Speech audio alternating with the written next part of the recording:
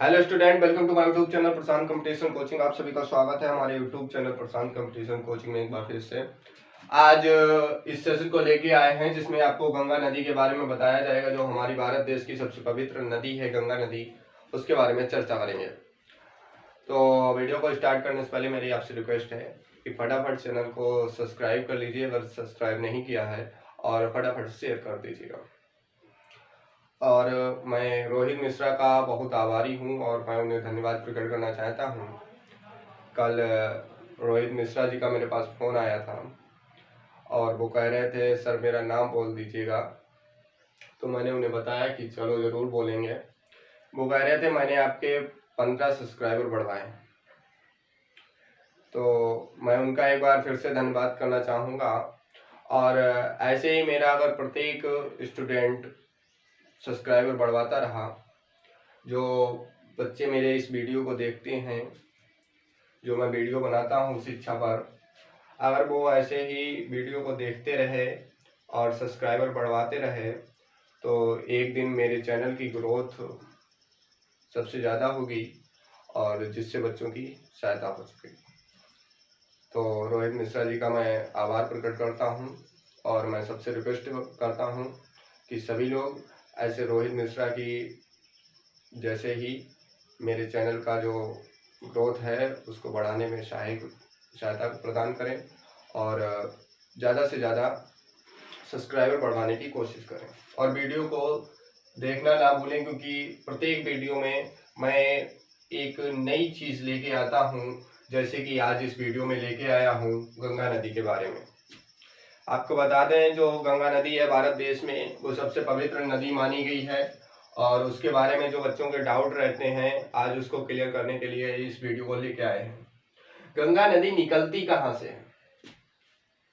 कुछ लोगों का मानना है कि गंगा नदी गंगोत्री से निकलती है, कुछ लोगों का मानना है कि गंगा नदी गोमुख से निकलती है। लेकिन आज इस वीडियो में मैं आपको बताने वाला हूं कि गंगा नदी निकलती कहां से है, उसका राज क्या है।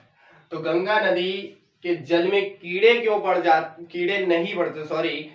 क्यों नहीं पड़ते हैं, उसका भी एक राज है, उसका भी एक साइंटिफिक रीजन है, उसके बारे में चर्चा करेंगे आज इस वीडियो में। तो वीडियो को अंत तक देखना ना भूलें, वीडियो को पूरा अंत तक देखें और एक एक वर्ड को समझने की कोशिश करें। सबसे बड़ा बांध कौन सा है, कभी आपने सोचा है? आप सोच रहे होंगे और आपने सोचा भी होगा कि बांध तो कई प्रकार के होते हैं। कोई कहता है टिहरी बांध जो है वो सबसे बड़ा बांध है, कोई कहता है कि बाखड़ा नंगल बांध जो है वो सबसे बड़ा बांध है। लेकिन आज हम इस वीडियो में डिस्कस ही पूरा कर देंगे कि जो बांध है वो बड़ा बांध कौन सा है। तो हम चलिए वीडियो को स्टार्ट करते हैं। आपको बता दें कि जो उत्तराखंड है वो उत्तर प्रदेश का एक जिला हुआ करता था। जो उत्तराखंड है वो उत्तर प्रदेश का एक जिला हुआ करता था, और वो अलग कब हुआ? वो 2002 में अलग हुआ। किससे अलग हुआ? वो उत्तर प्रदेश से 2002 में पूर्ण रूप से अलग हो चुका था। किससे अलग हुआ? उत्तर प्रदेश से। जहां पे आज योगी बाबा जी राज कर रहे हैं, वहां पर उत्तर प्रदेश से उत्तराखंड जो था वो पूर्ण रूप से अलग हो चुका था। उत्तराखंड जो था वो पूर्ण रूप से अलग हो चुका था। उत्तर प्रदेश से उत्तराखंड 2002 में, सॉरी पूरे 2000 में अलग हो चुका था। 2022 लिख दिया। पूरे 2000 में उत्तराखंड जो था वो उत्तर प्रदेश से अलग हो गया। जब उत्तराखंड उत्तर प्रदेश से 2000 में अलग हुआ तो उत्तराखंड को दो भागों में डिवाइड करना सक्षम माना गया। उत्तराखंड को दो भागों में इस प्रकार से डिवाइड किया गया, एक पूर्वी भाग बना दिया गया उत्तराखंड में, एक उसका बड़ा भाग बना दिया गया। पूर्वी भाग में जो गढ़वाल स्थित है, और पूर्वी भाग में कुमाऊं जो था वो स्थित हो गया। बड़े भाग को हमने गढ़वाल कह दिया। ठीक। अब कुमाऊं के बारे में यहाँ पर हम आपको विस्तृत करके नहीं बताएंगे। जो हमारा टॉपिक है वो है गंगा नदी कहाँ से उद्गम हुई है, उसके बारे में डिस्कस करने वाले हैं। तो आज हम उसी के बारे में सिर्फ चर्चा करेंगे। हमें मतलब है सिर्फ गढ़वाल से। गढ़वाल से क्यों मतलब है वो भी बता दें आपको। गढ़वाल में क्या होता है कि ये उत्तराखंड का एक भाग है, जो उत्तराखंड का सबसे बड़ा भाग है। और गढ़वाल में ग्लेशियर होते हैं। ग्लेशियर आप समझ रहे होंगे कि बड़े बड़े पहाड़ होते हैं। वो किसके होते हैं? वो बर्फ के होते हैं। बर्फ के बड़े बड़े पहाड़ कहाँ पर? गढ़वाल में स्थित हैं। गढ़वाल में बड़े बड़े पहाड़ स्थित हैं। किसके स्थित हैं? बर्फ के स्थित हैं। आपको एक बात और बता दें कि गढ़वाल में जो है वो बर्फ का इलाका है ज्यादा, तो वहां पर बड़े बड़े जो होते हैं ऊंचे ऊंचे क्या हो जाते हैं? बर्फ के टीले बन जाते हैं और उनको ही हम पहाड़ कहते हैं। तो उनको हमने एक नाम दे दिया है ग्लेशियर। ग्लेशियर पर यानी कि हिमानी पर एक वर्ड आपको नया बता दें, हिमानी। गढ़वाल में सबसे ज्यादा हिमानी पाए जाते हैं। और हिमानी क्या होते हैं? बर्फ के टीले होते हैं सबसे बड़े, तो उनको हम क्या कहेंगे? पर्वत कहेंगे। और जब बर्फ के बड़े बड़े पर्वत होते हैं लगभग 365, 465, 374 इतने मीटर ऊंचे पर्वत होते हैं, ठीक। तो हिमानी जो ग्लेशियर शब्द है हिमानी से, हिमानी का ही है। हिमानी को हम ग्लेशियर भी कह सकते हैं, बर्फ के बड़े बड़े पर्वत भी कह सकते हैं। और जब इन पर्वतों की ऊंचाई के स्तर को हम छूते हैं, जैसे ही हम 165 मीटर 165 मीटर जब हम ऊपर उठते हैं, इन पर्वत की ऊंचाइयों को हम छूने के लिए 165 मीटर ऊपर जाते हैं, तो क्या होता है? 1 डिग्री टेम्परेचर जो है वो घट जाता है। ये टेम्परेचर क्यों घटता है? ऊपर जाने पे भैया टेम्परेचर क्यों घटता है? अब आप सोच रहे होंगे धूप तो है जमीन पर इतनी, ऊपर जाएंगे कितनी होगी? बहुत होगी, टेम्परेचर बढ़ेगा? नहीं। जब हम ऊपर जाते हैं तब टेम्परेचर घट जाता है। क्यों घटता है? आपको बता दें, जब जमीन पर चलते हैं, धूप आती है जमीन पर, पृथ्वी पर धूप आती है, तो जमीन में मिट्टी है और मिट्टी भी गर्म होती है। इधर दीवारें खड़ी, उधर दीवारें खड़ी, उसकी भी टेम्परेचर होता है, उसकी भी गर्मी होती है। पेड़ पौधे हैं, हवा चलती है, पेड़ पौधे से हवा टकराती है, और जब हवा टकराती है तो पेड़ पौधों से हमारे तरफ वो हवा आती है, तो वो हवा कैसी हो जाती है? वो भी गर्म हो जाती है। धूप के कारण जो हवा है वो भी गर्म आती है। प्रत्येक प्रकार से पृथ्वी को टेम्परेचर ने घेर रखा है। पृथ्वी पर जितना टेम्परेचर है वो इन भौतिक वस्तुओं के कारण भी टेम्परेचर है। लेकिन जैसे जैसे हम वायुमंडल में पहुंचते हैं तो वहां हमें क्या देखने को मिलता है? सिर्फ हमें हवा मिलती है। और हवा वो धूप से होकर गुजरती हो तो उतना भी टेम्परेचर होगा, लेकिन पृथ्वी पर भौतिक वस्तुएं हैं उनके कारण टेम्परेचर बढ़ जाता है। तो सिंपल बात है, वायुमंडल में जैसे बढ़ेंगे टेम्परेचर घटता जाएगा। उसी प्रकार होता है कि जब हम ग्लेशियर यानी कि हिमानी पर जब हम चढ़ते हैं तो 165 मीटर जैसे ही हम ऊपर बढ़ते हैं तो 1 डिग्री टेम्परेचर लो हो जाता है। जब 1 डिग्री टेम्परेचर लो होता है तो इस प्रकार हम सत्यापित करना चाहते हैं, जैसे वायुमंडल में जाएंगे टेम्परेचर लो होगा। अब क्या होता है? गर्मियों में हमें नमी देखने को नहीं मिलती है, वायु में नमी होती है। इस बात को वैज्ञानिकों ने प्रूफ किया है और ये बात सत्य है। वायु में नमी होती है, हमको देखने को मिलती है, गर्मियों में नहीं मिलती है, ठंडों में देखने को मिलती है। जब ठंड होती है तो हम लोग जब मुंह से सांस लेते हैं, और सांस जब हम लेते हैं तो हम देखते हैं मुंह से भाप छूटती है। भाप क्या होती है? भाप में नमी पाई जाती है? नहीं पाई जाती है। तो हमें ठंडों में नमी देखने को मिलती है, लेकिन वही नमी गर्मियों में नहीं देखने को मिलती है, क्योंकि पृथ्वी पर टेम्परेचर इतना ज्यादा होता है। और चलिए कोई बात नहीं, टेम्परेचर ज्यादा होता है और ठंडों में देखने को मिलती है, वही नमी की हम बात कर रहे हैं। वही नमी हमको देखने को नहीं मिलती है, लेकिन क्या होता है? जब हवा चलती है, वाइंड ब्लोइंग, जब हवा चलती है तो उसमें नमी होती है, और यही नमी ग्लेशियर से जाके टकराती है। टकराने दो भैया दमादम। और जब ये टकराती है तो क्या होता है? ग्लेशियर पिघलने लगता है। भैया बर्फ का टीला है, बर्फ अभी मतलब रख दीजिए आप अपने घर में तो पिघल जाएगा।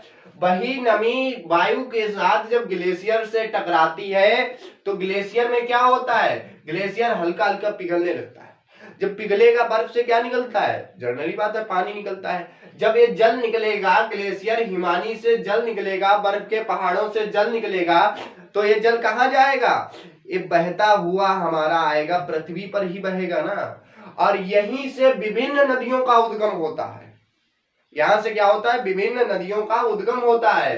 तो हम कह सकते हैं गढ़वाल में जो हिमानी यानी कि ग्लेशियर स्थित है, वहां से विभिन्न नदियों का उद्गम होता है। लेकिन यहाँ पर टॉपिक विभिन्न नदियों से नहीं है, बट किससे है? गंगा नदी से। डिस्कस हमें करना है कि गंगा नदी का उद्गम कहां से हुआ है। तो आज हम आपको एक मैप के जरिए बताएंगे कि गंगा नदी का उद्गम कहां से हुआ है। तो बद्रीनाथ है, वहां पर एक जगह है जिसका नाम है संतोपथ हिमानी। क्या नाम है? संतोपथ हिमानी। भैया सुन लीजिए, क्या नाम है? संतोपथ हिमानी है कि नहीं है?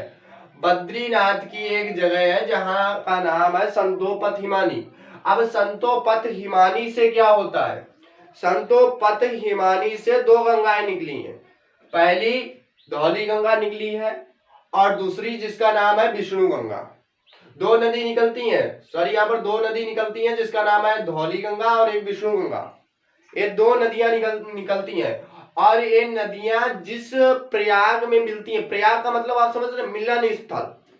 कोई दो नदियां मिले, कोई भी चीज जहां पर मिलती है, मिलन स्थल को हम क्या कहते हैं? प्रयाग। प्रयाग कहते हैं, ठीक।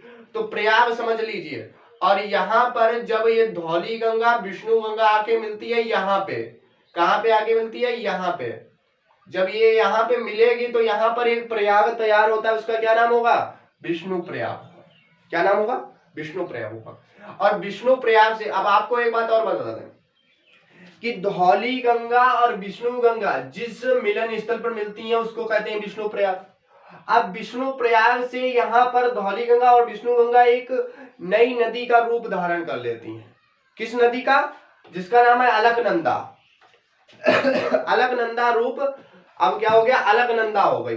अब विष्णु प्रयाग से जो नदी आगे बढ़ेगी, जो यहां से जो नदी आगे बढ़ रही है, ये कौन सी बढ़ रही है? यहां से ये आती हुई यहां तक कौन सी नदी आएगी? अलकनंदा आएगी।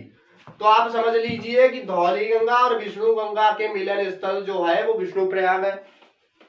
विष्णु प्रयाग से ना तो धौली गंगा आगे जाएगी ना विष्णु गंगा जाएगी। क्या जाएगी? वो जाएगी अलकनंदा। अब विष्णु प्रयाग से भैया अलकनंदा चलती और जैसे ही अलकनंदा चलती है, थोड़ी दूरी के बाद क्या होता है? एक नदी है नंदाकिनी नदी। मंदाकिनी अलग है, नंदाकिनी अलग है। नंदाकिनी नदी है। ये नंदाकिनी नदी यहां से निकलती है, ये जाके मिलती है उसी अलकनंदा नदी में। अलकनंदा नदी में जहां पर ये नंदाकिनी नदी मिलती है उसको हम कहते हैं नंद प्रयाग। देखिए नंदाकिनी नदी और अलकनंदा नदी आपस में मिली तो मिलन स्थल को हमने बताया भैया क्या कहते हैं? प्रयाग कहते हैं। तो यहाँ पर जहां पर नंदाकिनी नदी मिलती है अलकनंदा में, उसको कहते हैं हम नंद प्रयाग। क्या कहते हैं? उसको हम कहते हैं नंद प्रयाग, ठीक। अब क्या है कि आगे वही नदी जाएगी, प्रयाग से आगे नदी वही जाएगी जिसकी गहराई ज्यादा होगी। अब अलकनंदा नदी बहुत गहरी है और नंदाकिनी नदी कम गहरी है। तो अलकनंदा नंदाकिनी से कहती भैया तुम यहीं रुक जाओ, तुम कम गहरे हो, आगे हम ही जाएंगे। तो नंद प्रयाग से भी आगे कौन जाता है? मंदाकिनी नदी ही जाती है। जब ये आगे बढ़ती है तो एक पिंडार नदी है। कौन सी नदी है? पिंडार नदी है। और पिंडार नदी क्या करती है? पिंडार नदी आगे बढ़ती है। पिंडार नदी अलकनंदा में मिलती है। जिस प्रकार नंदाकिनी नदी मिली थी अलकनंदा में, उसी प्रकार पिंडार नदी अलकनंदा में मिलती है। और जहां पे अलकनंदा से मिलती है उसको हम कहते हैं कर्ण प्रयाग। क्या कहते हैं? कर्ण प्रयाग कहते हैं। अब पिंडार नदी भैया क्या करती है कि अब हम आगे जाएंगे तो अलकनंदा कहती तुम कैसे जाओगे? गहरे तो हम आए ज्यादा। तो ज्यादा कौन जाती है? आगे कौन जाती है? अलकनंदा जाती है। पिंडार नदी वहीं पे समाप्त हो जाती है, उसमें मिल जाती है, मतलब घुल जाती है। आगे कौन जाती है? हमारी अलकनंदा जाती है। तो कर्ण प्रयाग को जब हम क्रॉस करते हैं, अलकनंदा जब कर्ण प्रयाग को क्रॉस करती है तो भैया पिंडार नदी को भी मिला लेती है, वो आगे अपने आप ही जाती है। एक्सप्रेस है, इसको कोई रोक नहीं सकता। अब क्या होता है कि पिंडार नदी जब अलकनंदा में मिल जाती है कर्ण प्रयाग में, उसके बाद क्या होता है? केदारनाथ आपने नाम सुना होगा। केदारनाथ से एक नदी निकलती है जिसका नाम है मंदाकिनी नदी। अब मंदाकिनी नदी जब केदारनाथ से निकलती है तो ये सीधे चली आती है और कहाँ पे मिलती है, ये भी अलकनंदा में समाहित हो जाती है। और जहां पे मंदाकिनी नदी अलकनंदा से मिलती है उसको हम कहते हैं रुद्रप्रयाग। क्या कहते हैं, रुद्रप्रयाग कहते हैं।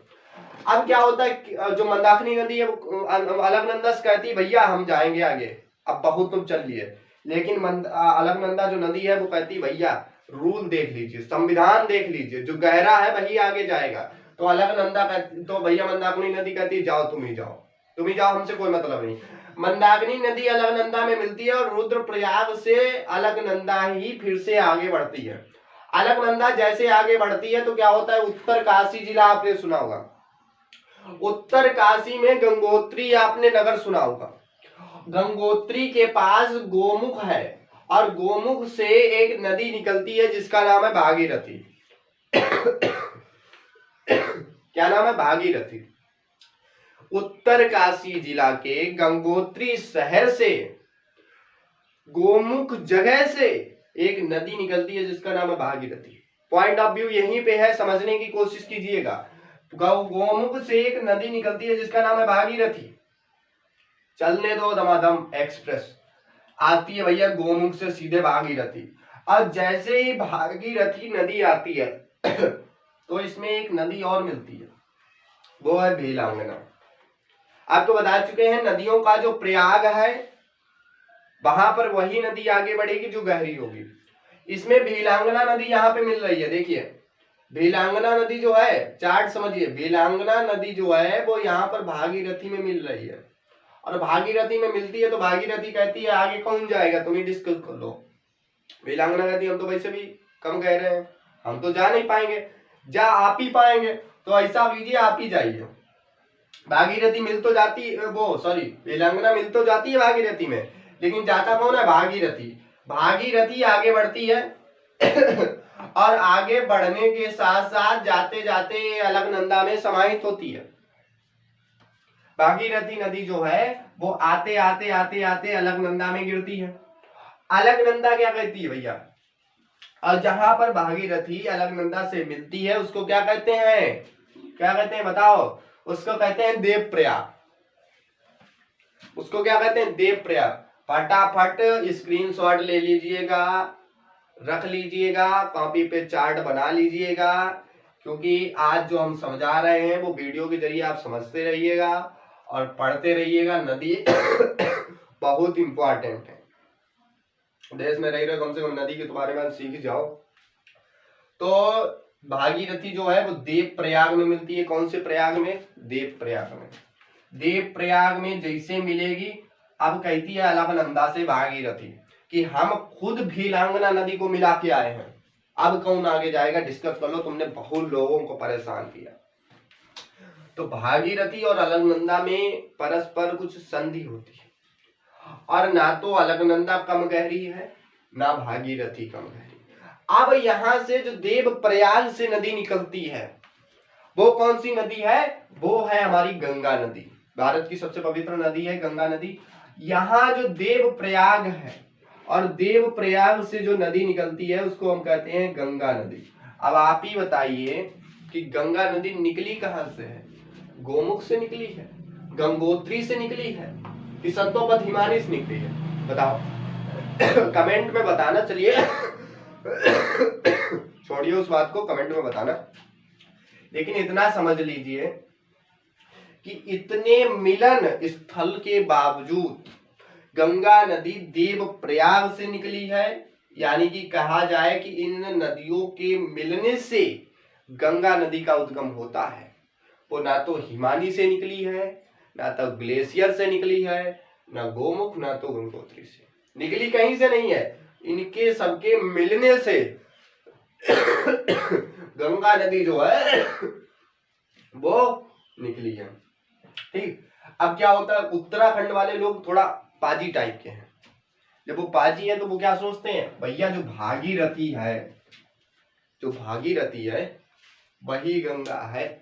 उत्तराखंड वाले जहां आप चले जाइए, उत्तराखंड में जाने का अवसर मिले तो जरूर जाइए, और वहां देखिए भागीरथी को ही गंगा मानते हैं।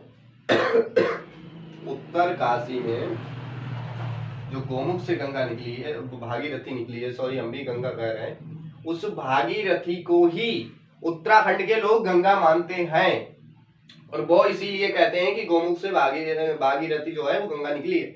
आपने एक पिक्चर देखी होगी जिसका नाम है बाहुबली। बाहुबली में जब हीरो शिवलिंग को लेकर चलता है, शिवलिंग को लेकर चलता है तो उसमें एक सॉन्ग बजता है, उसमें भी गंगा का रूप भागीरथी बताया गया है, भागीरथी का ही नाम लिया जाता है गंगा की जगह पर। तो आप समझ लीजिए उत्तराखंड में गंगा को भागीरथी ही कहते हैं, भागीरथी को ही गंगा मानते हैं, इसीलिए गोमुख इसका उद्गम स्थल बताया जाता है। आपको यहाँ पे प्रूफ हो गया।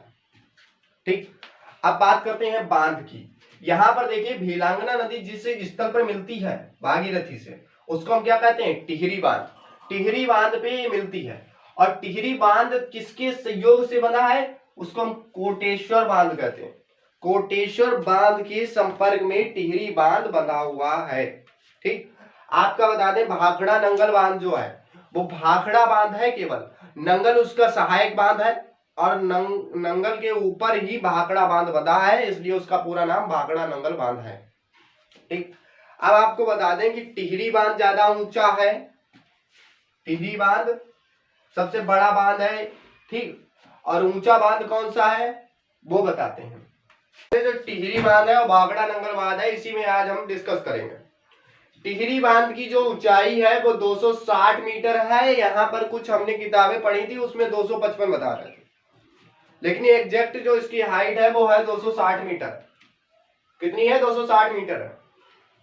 भैया पढ़ते रहिए, ध्यान देते रहिए, समझते रहिए। ठीक, क्योंकि समझा मैं सकता हूं आपको, पढ़ने का आप खुद काम करेंगे। ठीक, पढ़ा नहीं सकता मैं आपको, लेकिन आप मेहनत से पढ़िए और समझते रहिए, क्योंकि इतनी इंपॉर्टेंट चीज बार बार आपको नहीं मिलेगी। एक बार आपको पढ़ने का टाइम नहीं होता है, पढ़ लीजिए ध्यान से, माइंड लगा के। तो टिहरी बांध जो है उसकी ऊंचाई 260 है। कुछ किताबों में 255 लिखी है, लेकिन आप 260 या 255 दोनों याद कर लीजिए, क्योंकि कुछ एग्जाम जो ऑप्शनल और एग्जाम होते हैं तो उसमें क्या होता है 260 की जगह 255 दे देते हैं। अब हमारे पास केवल एक ही ऑप्शन होता है, या तो 255 लगाएं वरना गलत करके आए, लेकिन हमें 255 याद है तो हम 255 लगाएंगे। ठीक, तो 260 और 255 दोनों याद कर लीजिए। ठीक, अब क्या होता है कि बांध ऊंचा कौन सा है, बड़ा कौन सा है, ये उसके आधार पर करता है। अब भाखड़ा नंगल की बात कर ले, 255 मीटर इसकी क्या है? ऊंचाई है। 225 मीटर इसकी ऊंचाई है। अब इसके अंदर क्वालिटीज अलग अलग होती है। एक मान लीजिए अभी एक लड़की ले लीजिए और एक लड़का, ठीक, या कोई दूसरी चीज ले लीजिए जिसको नेचर ने ही अलग बनाया है, जिसकी क्वालिटी पे फर्क जो किया है वो नेचर ने ही किया है। ठीक, अब क्या होता है कि मतलब एक लड़का एक लड़की ले ली। अब लड़का इतना बड़ा है और लड़की इतनी बड़ी है। अब लड़कियां अपने मतलब समझें कि लड़कियों की मतलब हाइट छोटी होती है, कुछ भी हो, लड़की इतनी बड़ी है और लड़का इतना बड़ा है।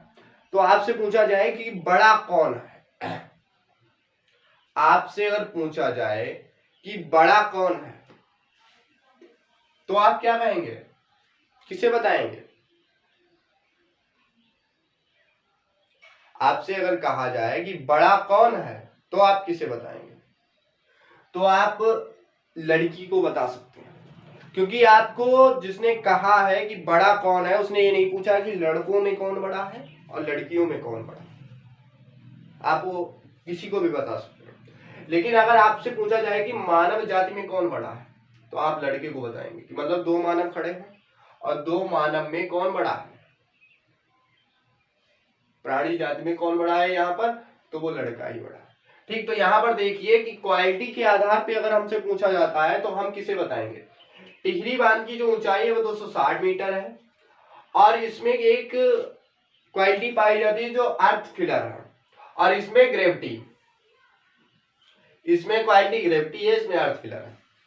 ठीक, अगर हमसे पूछा जाए कि भारत का सबसे ऊंचा बांध कौन सा है, तब हम क्या जवाब देंगे?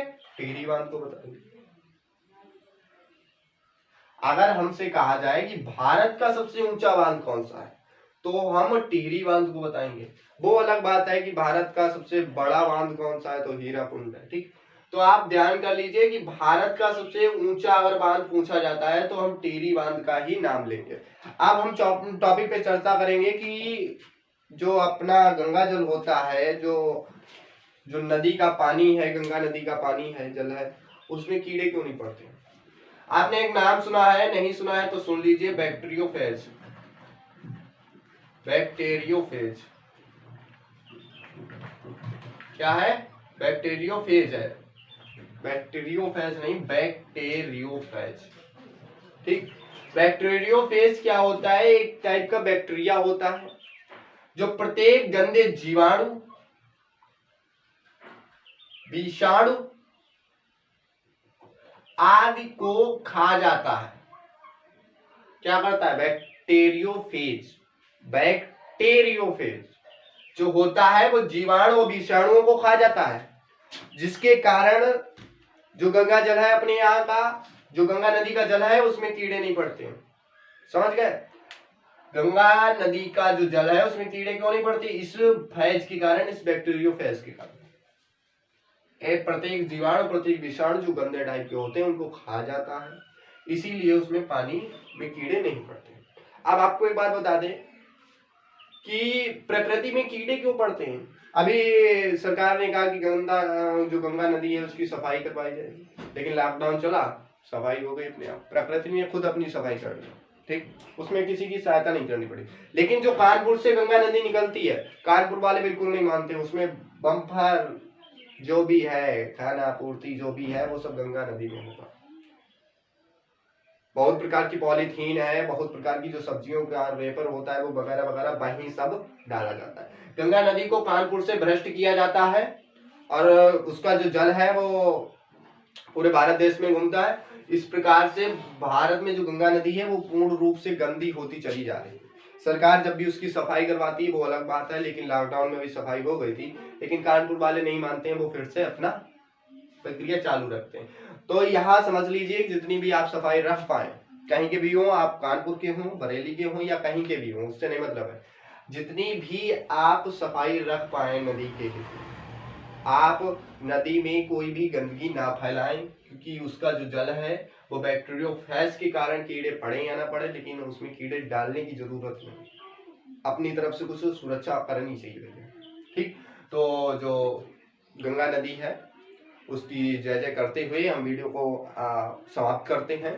और session, I hope that you will understand betterly, आप समझ गए होंगे। और एक नए टॉपिक के साथ हम फिर से मिलेंगे एक नए वीडियो।